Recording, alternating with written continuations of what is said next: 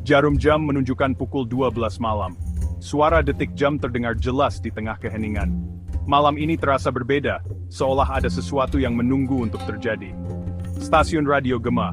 Suara 98.6 FM tampak sunyi dari luar. Bangunan itu berdiri kokoh, namun kesunyian menyelimuti setiap sudutnya. Gelap, hanya lampu studio yang masih menyala.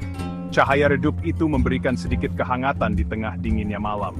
Di dalamnya, hawa dingin menusuk tulang. Setiap hembusan angin malam terasa seperti pisau yang mengiris kulit. Suara jangkrik terdengar samar-samar dari kejauhan. Mereka seolah menjadi satu-satunya saksi bisu dari malam yang sunyi ini. Suasana mencekam menyelimuti setiap sudut ruangan. Setiap bayangan tampak hidup, menambah ketegangan yang ada.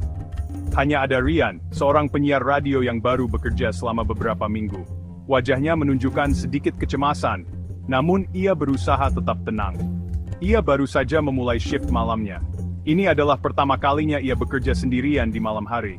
Ryan duduk sendirian di ruang siaran yang remang-remang, hanya ditemani oleh suara mesin dan peralatan siaran. Matanya menatap kosong ke arah mikrofon di depannya. Ia mencoba mencari kata-kata untuk mengisi keheningan. Perlahan, ia menghela napas panjang. Suara napasnya terdengar jelas di ruangan yang sunyi. Mekanik jam dinding berdetak, memecah kesunyian malam. Setiap detik yang berlalu terasa begitu lambat, seolah waktu berhenti sejenak. Ryan, pemuda berusia 25 tahun itu, sebenarnya tidak terlalu yakin dengan pekerjaan barunya ini. Dia selalu membayangkan dirinya bekerja di kantor dengan jam kerja yang teratur, bukan di studio radio yang sunyi di tengah malam. Ia lebih suka bekerja di siang hari. Namun, tuntutan ekonomi membuatnya harus menerima tawaran siaran tengah malam ini. Tagihan yang menumpuk, dan kebutuhan sehari-hari memaksanya untuk mengambil pekerjaan ini, meskipun hatinya masih ragu. Katanya, siaran tengah malam akan memberinya banyak pengalaman, bertemu dengan beragam jenis pendengar. Dari mereka yang bekerja shift malam hingga mereka yang kesulitan tidur, Ryan akan menjadi teman setia mereka. Malam ini, Ryan akan membuktikannya. Ryan mengenakan headphone besar.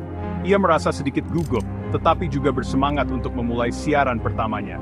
Ia memutar beberapa lagu untuk mengisi siaran. Lagu-lagu yang dipilihnya adalah campuran dari hits klasik dan lagu-lagu terbaru, berharap bisa menarik perhatian pendengar dari berbagai usia. Sesekali ia menyapa pendengar dengan suara beratnya. Selamat malam, pendengar setia Gema Suara. Ini Ryan, menemani Anda hingga pagi menjelang. Ia berharap suaranya bisa memberikan kenyamanan dan kehangatan di malam yang dingin ini. Suaranya bergema di dalam studio yang sepi. Studio itu terasa sangat besar dan kosong, hanya diisi oleh suara Ryan dan musik yang diputar. Ia berharap ada yang menelepon. Setiap kali telepon berdering, hatinya berdebar-debar, berharap bisa berbicara dengan pendengar dan mendengar cerita mereka, melepas penatnya walau hanya sebentar.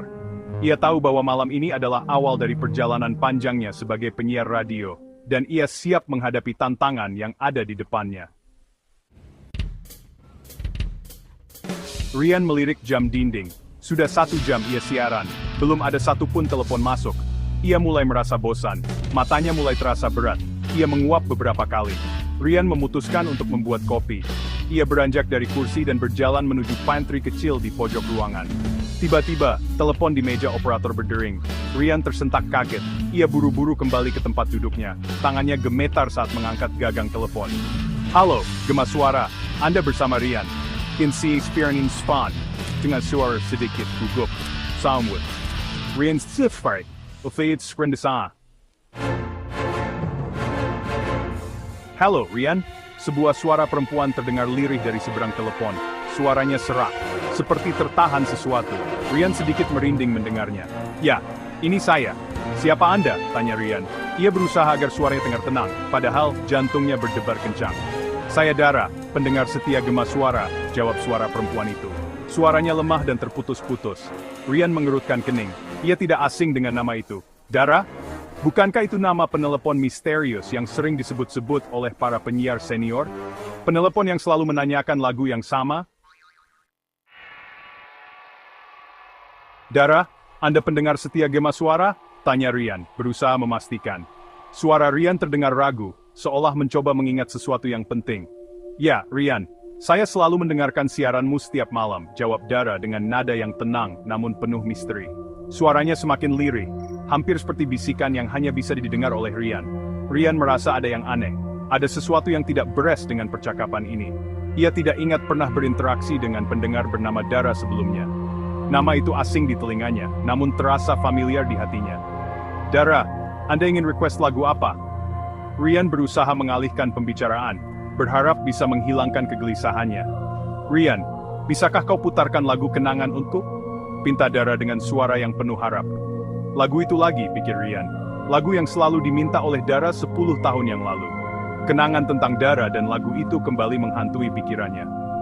Lagu yang membuat gema suara terkenal dengan cerita mistisnya. Tangan Rian gemetar hebat, seolah merasakan kehadiran sesuatu yang tak terlihat. Keringat dingin mulai membasahi tubuhnya. Rian merasa semakin tidak nyaman, seolah ada mata yang mengawasinya dari kegelapan. Ia tidak percaya dengan apa yang didengarnya.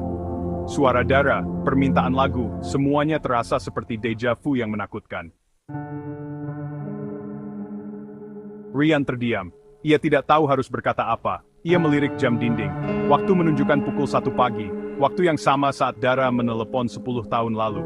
Waktu di mana Dara dinyatakan meninggal dunia karena kecelakaan tragis. Rian memberanikan diri untuk bertanya, Dara, maaf sebelumnya. Tapi, bukankah Anda sudah? Rian, aku tahu kau pasti bingung. Aku hanya ingin mendengarkan lagu itu sekali lagi. Bisakah kau kabulkan permintaanku? Potong Dara. Suaranya terdengar memohon. Rian otami ketakutan. Is tanggur flitsam. In beberapa seperti dalam semtin barek. Rian memutuskan untuk mengakhiri percakapan itu. Maaf Dara, sepertinya sinyal kita sedang terganggu. Saya akan putar lagu lain saja ya, ujar Rian berusaha setenang mungkin. Ia segera menutup telepon, jantungnya berdebar kencang. Nafasnya memburu, ia menatap kosong ke arah mikrofon. Suasana mencekam semakin terasa nyata. Tiba-tiba, lagu kenangan mengalun dengan sendirinya di radio. Rian terlonjak kaget. Ia mencoba mematikan radio tapi tidak berhasil. Lagu itu terus berputar, dan berputar. Rian berlari ke harus meninggal Gogor Tamas